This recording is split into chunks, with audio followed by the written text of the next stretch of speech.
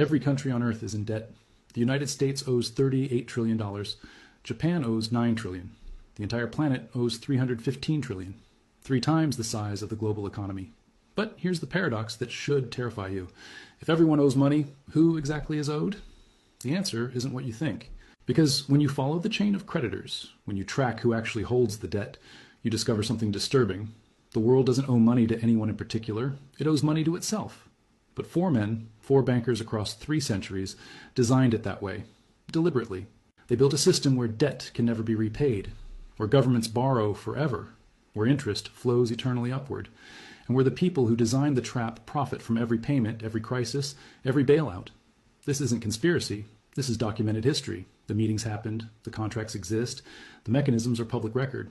And once you see how they built it, you'll understand why 38 trillion isn't a problem to be solved.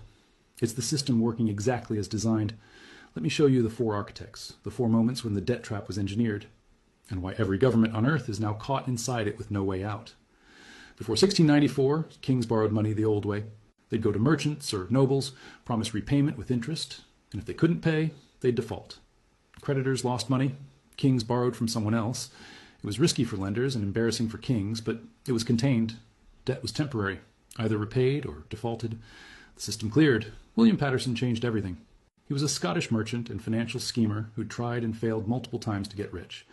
In 1691, he had an idea that would reshape civilization. England was at war with France. King William III needed money desperately. The treasury was empty. Tax revenue couldn't cover war costs. And traditional lenders were refusing new loans because England had defaulted before. Paterson approached the king with a proposal. He would organize a group of wealthy merchants to lend the government £1.2 million. That's about 300 million in today's money. A massive sum. But here's the innovation. The loan would never be repaid. Instead, the government would pay interest forever, 8% annually. And to manage this arrangement, Paterson proposed creating a new institution, the Bank of England. The mechanics were revolutionary. The merchant lenders would give their gold to the Bank of England. The bank would lend it to the government. The government would pay interest annually from tax revenue. And the bank would pay that interest to the merchant lenders. But here's the critical detail. The government wouldn't repay the principal, ever. The loan was permanent. Why would merchants accept this? Because the interest payment was guaranteed by Parliament. It was backed by the government's taxing power. As long as England could tax its citizens, the interest would flow. And the banknotes the lenders received in exchange for their gold could be traded. They were as good as money, better than money, because they paid interest. Parliament approved Paterson's scheme in 1694. The Bank of England was chartered. The merchants provided their gold. The government got its war funding. And for the first time in history, national debt became permanent. Not a problem to solve, a feature of the system. And here's what nobody explains about why this was brilliant for the bankers. The government paid 8% interest annually on £1.2 million. That's £96,000 per year, forever. The merchants had essentially bought an annuity from the government. As long as England existed, as long as it could tax, the money flowed.